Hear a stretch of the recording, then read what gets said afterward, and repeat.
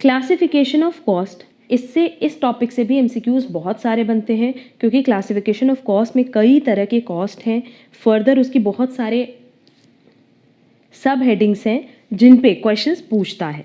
देखो सबसे पहले तो हम लोग देखते हैं क्लासिफिकेशन ऑफ कॉस्ट कि कॉस्ट को आप किस किस तरीके से क्लासिफाई कर सकते हो। सबसे पहला नेचर या एलिमेंट के बेसिस पे, दूसरा फंक्शंस के बेसिस पे, तीसरा वेरिएबिलिटी और behaviour, fourth controllability, fifth normality, six cost for managerial decision making.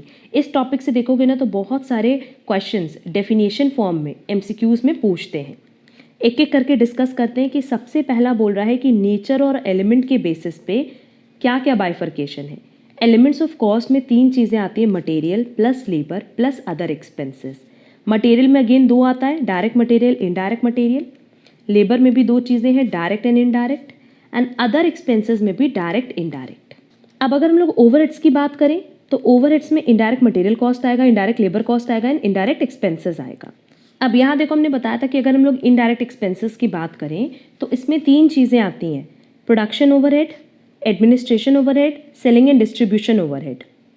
होता क्या है ना कि जब आप indirect material cost, indirect labour cost and production overhead को ऐड करते हो तो फैक्ट्री कॉस्ट आता है। फिर फैक्ट्री कॉस्ट में एडमिनिस्ट्रेशन ओवरहेड ऐड करते हैं तो COGS आता है, और फिर selling and distribution overhead add करते हैं तो कॉस्ट ऑफ सेल्स आता है। और ये सब पॉइंट हमने बहुत डिटेल में कॉस्ट शीट क्लास में बताया हुआ था, जिसकी लिंक आपको डिस्क्रिप्शन बॉक्स में भी मिल जाएगी और क्लास के एंड में उसकी लिंक भी हमने प्रोवाइड कर दी है।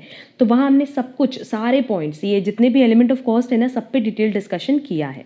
अब देखो बाई फंक्शंस में जो बाइफर्केशन है वो इस बेसिस पे है जो हमने कॉस्ट शीट में एक्चुअल में देखा था। तो ये कंफ्यूज मत होना, जब भी एलिमेंट ऑफ कॉस्ट पूछेगा तो उसमें 3 चीज़ें, material, labour and other expenses. And जब पूछेगा on the basis of function तो उसमें आप प्रॉपर कॉस्ट शीट बनाओगे। यहाँ देखो ये एक थोड़ा सा एरर है कि ये इनडायरेक्ट मटेरियल है, इनडायरेक्ट लेबर है और ये इनडायरेक्ट एक्सपेंसेस है। इनडायरेक्ट एक्सपेंसेस में पहला है फैक्ट्री ओवरहेड, फिर है एडमिनिस्ट्रेशन ओवरहेड और फिर है selling and distribution overhead. Clear? तो जब डायरेक्ट पार्ट ऐड करते हैं तो प्राइम कॉस्ट आता है, ये तो पता है। प्राइम कॉस्ट में जब indirect material, indirect labour and factory overhead add करते हैं तो फैक्ट्री कॉस्ट आता है। फिर उसमें एडमिनिस्ट्रेशन ओवरहेड ऐड करते हैं तो COGS आता है। फिर सेलिंग डिस्ट्रीब्यूशन करते हैं तो कॉस्ट ऑफ सेल्स आता है। तो ये तो कंप्लीट कॉस्ट शीट है। तो जो हमने कॉस्ट शीट में बाइफर्केशन देखा था या कॉस्ट का कैलकुलेशन देखा था, prime cost, factory cost, COGS, cost of sales, ये क्या on the basis of function. और अगर एलिमेंट के बेसिस पे पूछेगा तो material plus labour plus other expenses. Clear? Third था हमारा बाय वेरिएबिलिटी और बिहेवियर। इसमें आएगा fix cost, variable cost, semi variable cost.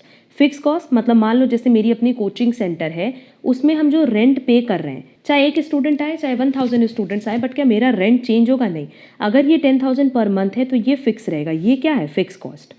But मान लो नोट्स प्रोवाइड कर रहे हैं तो अगर 1 स्टूडेंट होगा तो खर्चा 1 स्टूडेंट का आएगा। अगर 1000 स्टूडेंट्स होंगे तो उस अकॉर्डिंग हमारा जो नोट्स का एक्सपेंस है वो इंक्रीज़ होगा। तो जैसे जैसे नंबर ऑफ स्टूडेंट्स इंक्रीज़ होंगे वैसे नोट्स का एक्सपेंसेस भी इंक्रीज़ होगा। ये किस तरह का कॉस्ट है? Variable cost. और सेमी वेरिएबल कॉस्ट तो सिंपल है कि जो एक लेवल तक फिक्स रहता है और उसके बियॉन्ड वो वेरिएबल हो जाता है, तो उसको हम कहते हैं semi variable cost. Next is by controllability, जिसमें 2 हो सकते हैं, controllable and uncontrollable. Controllable cost जिनको आप इजीली कंट्रोल कर पाओ, और अनकंट्रोलेबल जिनको आप कंट्रोल नहीं कर सकते, जो आप इन्फ्लुएंस नहीं कर सकते। नेक्स्ट नॉर्मेलिटी के बेसिस पे नॉर्मल कॉस्ट, अब नॉर्मल कॉस्ट। नॉर्मल कॉस्ट जो कि नॉर्मली हर जगह इनकर्ड होगा ही होगा। अब नॉर्मल कॉस्ट जो कि ऑर्गेनाइजेशन की गलती की वजह से अराइज होता है, अगर वो ऑर्गेनाइजेशन चाहे तो उस कॉस्ट को कंट्रोल कर सकता है। Clear? And last is by cost for managerial decision making, जिसके बेसिस पे डिसीजन लिया जाता है। तो एक बार यहाँ देख लेते हैं, बाय नेचर और एलिमेंट में हमने बताया material, labour, other expenses. Functions में अगर देखा जाए तो ये कॉस्ट शीट के बेसिस पे है, जहाँ prime cost, factory cost, cost of goods sold and cost of sales आया। वेरिएबिलिटी के बेसिस पे या बिहेवियर के बेसिस पे फिक्स कॉस्ट है, वेरिएबल कॉस्ट है, सेमी वेरिएबल कॉस्ट है। कंट्रोलेबिलिटी में कंट्रोलेबल कॉस्ट है एंड अनकंट्रोलेबल कॉस्ट है। नॉर्मेलिटी में हो गया हमारा नॉर्मल कॉस्ट, अब नॉर्मल कॉस्ट। और लास्ट जितने भी कॉस्ट बचे वो किसका पार्ट होगा? Managerial decision making cost. Next is by cost for managerial decision making. तो यहाँ हम लोग जितना भी कॉस्ट पढ़ेंगे सब डिसीजन मेकिंग पर्पस के लिए है।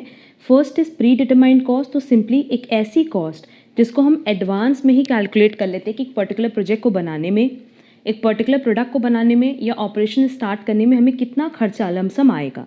A cost which is computed in advance before production और ऑपरेशन स्टार्ट। स्टैंडर्ड कॉस्ट मतलब सिंपली जब भी आप कोई प्रोडक्ट बनाते हो ना, तो आप पहले से एक कॉस्ट डिटरमाइन करते हो कि उसके लिए एक unit cost per unit price कितनी लग सकती है, और उसी के बेसिस पे फिर हम एक्चुअल कॉस्ट का कंपैरिजन करके जो भी डिफरेंसेस होते हैं उनको ख़त्म करते हैं।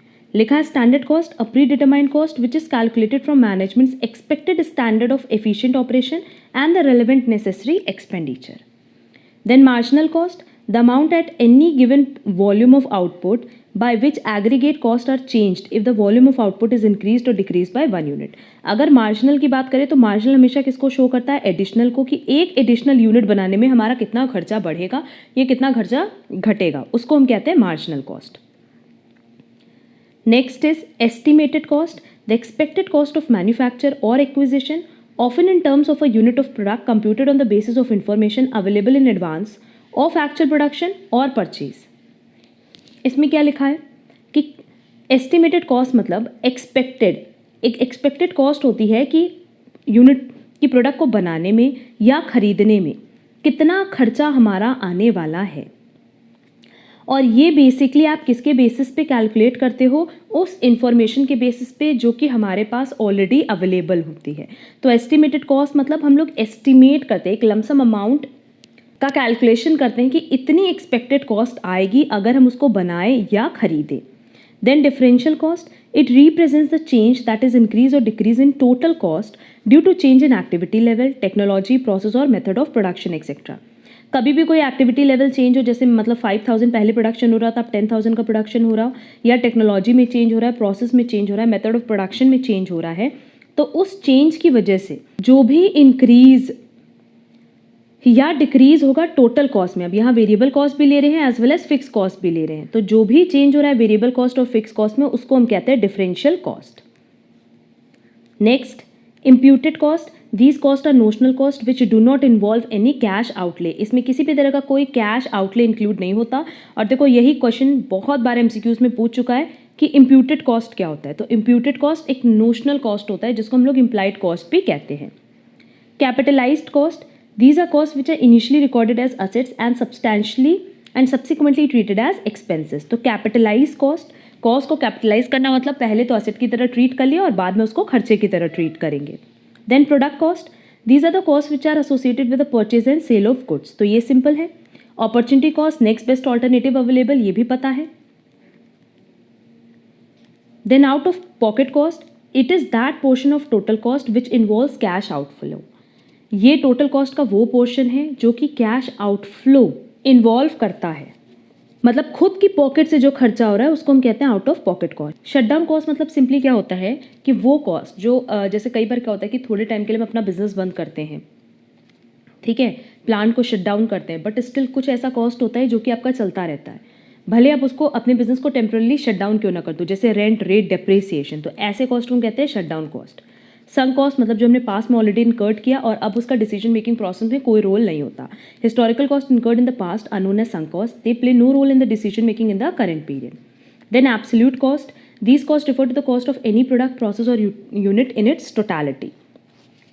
ये कॉस्ट बेसिकली वो कॉस्ट होते हैं जो किसी प्रोडक्ट या प्रोसेस या यूनिट से रिलेटेड होते हैं। Discretionary cost, such cost are not tied to a clear cause and effect relationship between inputs and outputs. अब ये लिखा हुआ है कि डिस्क्रिशनरी कॉस्ट मतलब जो इनपुट और आउटपुट के बीच में एक कॉज एंड इफेक्ट रिलेशनशिप होता है, उस कॉस्ट एंड इफेक्ट रिलेशनशिप को प्रॉपरली कैलकुलेट नहीं कर पाता, उसको हम कहते हैं discretionary cost. Period cost, these are the costs which are not assigned to the products but are charged as expenses against the revenue of the period in which they incurred. तो ये product के ऊपर नहीं लगता है बल्कि एक particular period में आपने जितना खर्चा किया है उसको हम कहते हैं पीरियड कॉस्ट। इंजीनियर्ड कॉस्ट, इस पर भी बहुत बार एमसीक्यूज पूछ चुका है। These are costs that result specifically from a clear cause and effect relationship between input and output। कि इनपुट आउटपुट के बीच में क्या कॉज एंड इफेक्ट रिलेशनशिप होगा, मतलब कितना हम इनपुट लगाएं तो किस हिसाब से आउटपुट चेंज होगा। जैसे अगर मान लो हमें पता है कि इनपुट में अगर हम 100% इंक्रीज करें तो हमारा आउटपुट 120% से इंक्रीज होगा, इसको कहते हैं इंजीनियर्ड कॉस्ट। और अगर आप ये रेशियो एनालिसिस नहीं कर पाते तो उसको हम कहते हैं डिस्क्रिशनरी कॉस्ट। लास्ट दो कॉस्ट है एक्सप्लिसिट कॉस्ट, इम्प्लिसिट कॉस्ट, ये भी हमने पहले डिस्कस किया हुआ है। एक्सप्लिसिट कॉस्ट मतलब these cost are also known as out of pocket cost and refer to cost involving immediate payment of cash, जहाँ आपको तुरंत पेमेंट करना होता है, जहाँ आपके पॉकेट से पैसा निकलता है। जैसे आप अपने एम्प्लॉयज़ को सैलरीज देते हो, वेजेस देते हो, मतलब बेसिकली वो कॉस्ट है ये जिसको आप अपने बुक्स ऑफ अकाउंट्स में, फाइनेंशियल बुक्स में रिकॉर्ड करते हो।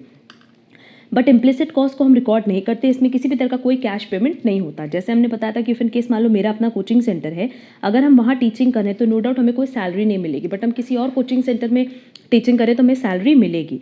तो ये सैलरी जो हमें पता है कि हमें अपनी कोचिंग सेंटर में काम करने पर नहीं मिलेगी, बट कहीं ना कहीं वो बच रही है, उसको क्या कहते हैं? Implicit cost. क्या वो कोचिंग के पॉकेट से जाएगी? नहीं जाएगी, बट स्टिल वो इनकर हो रही है, उसको हम कहते हैं इम्प्लिसिट कॉस्ट। तो ये सारी कॉस्ट थी जो कि हमें डिसीजन मेकिंग प्रोसेस में हेल्प करती है और इसे बहुत बार एमसीक्यूज बन चुके हैं, इसलिए हमने ये टॉपिक डिस्कस कर लिया। ये हमारा पूरा डिस्कशन था related to introduction to cost and management accounting. अगर किसी भी टॉपिक में कहीं कोई प्रॉब्लम है तो आप कमेंट बॉक्स में कमेंट करके पूछ सकते हो और टेलीग्राम पे भी आप हमसे कनेक्ट कर सकते हो। हम उम्मीद करते हैं कि हमने हर एक पॉइंट क्लियर कर दिया होगा। अब किसी भी एमसीक्यूज में जो कि इस पर्टिकुलर चैप्टर से रिलेटेड है उसमें आपको प्रॉब्लम नहीं होगी। और अगर आप एमसीक्यूज में देखोगे ना तो इसी तरीके से थ्योरेटिकल पार्ट्स पूछता है, छोटे छोटे डेफिनेशंस पूछता है, टाइप्स पूछता है, तो ये हमने यहाँ क्लियर कर दिया। अब नेक्स्ट क्लास में हम लोग मटेरियल कॉस्टिंग देखेंगे और इसी तरीके से सीक्वेंस में सारे चैप्टर कवर कर लेंगे।